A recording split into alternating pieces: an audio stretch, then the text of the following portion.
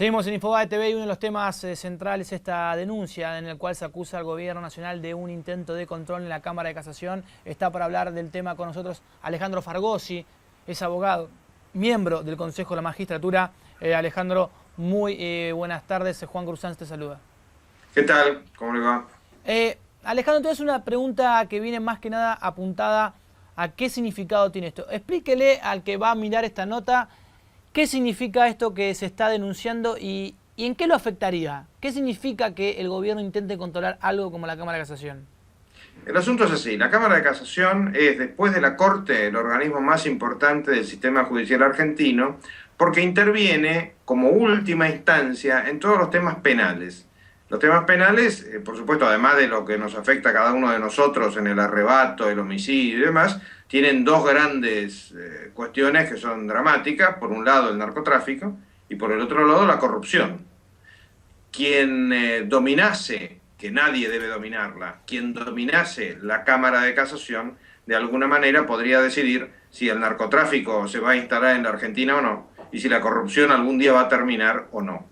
Ayer a la mañana, leyendo muy temprano el diario, leí que La Nación había tomado una investigación levantada inicialmente precisamente por Infobae con respecto a que en la Cámara de Casación, una de sus salas, tenía un porcentaje del 93 o 95% de revocación de sentencias contra narcotraficantes, cosa que es por lo menos llamativa.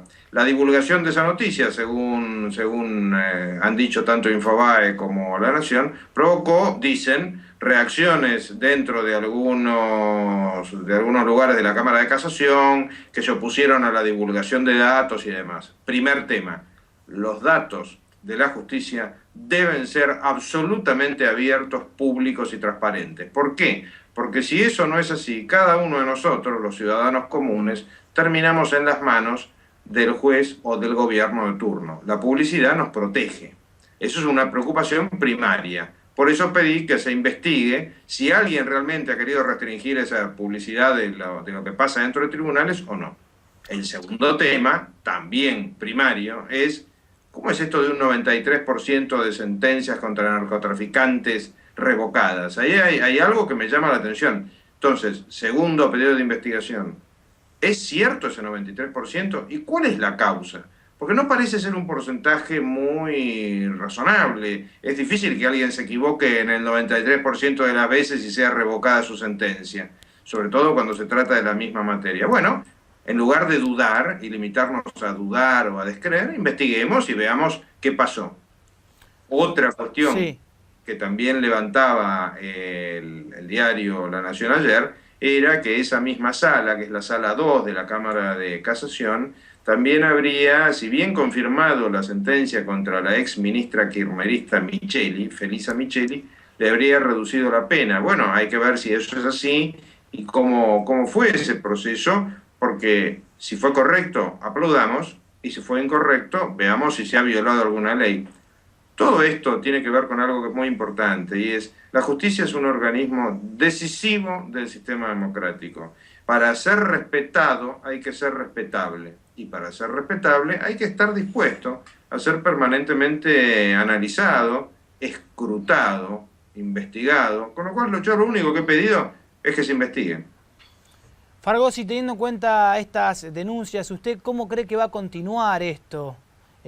Y la otra pregunta que es, me parece que la que se cae de madura es, ¿quién cree que ordena todo esto? ¿Quién levanta el teléfono y ejecuta estas acciones? Mire, ¿cómo creo que va a seguir? A las dos preguntas. ¿Cómo creo que va a seguir? Y espero que siga como debe, que es llevándose a cabo la investigación. Tarde o temprano las cosas tienen que suceder, espero que sea más temprano que tarde, por eso lo que leí a las 7 de la mañana se convirtió en una denuncia a las 10 de la mañana, porque tenemos que dejar de perder el tiempo en Argentina. La justicia tiene que dejar de ser lenta, y cuando me refiero a la justicia me refiero desde la Corte hasta el último tribunal, pasando por el Consejo de la Magistratura, que no tiene por qué andar dando vueltas sobre los temas durante años. O sea, primer tema, hay que avanzar, hay que pedir los datos que hay que analizarle a la propia Cámara de Casación, y sobre la base de datos fehacientes, de datos reales, ir avanzando. Incluso hay que convocar a todo el que tenga algo que decir, distintos jueces, lo que fuere. O sea, apertura mental y apertura investigativa.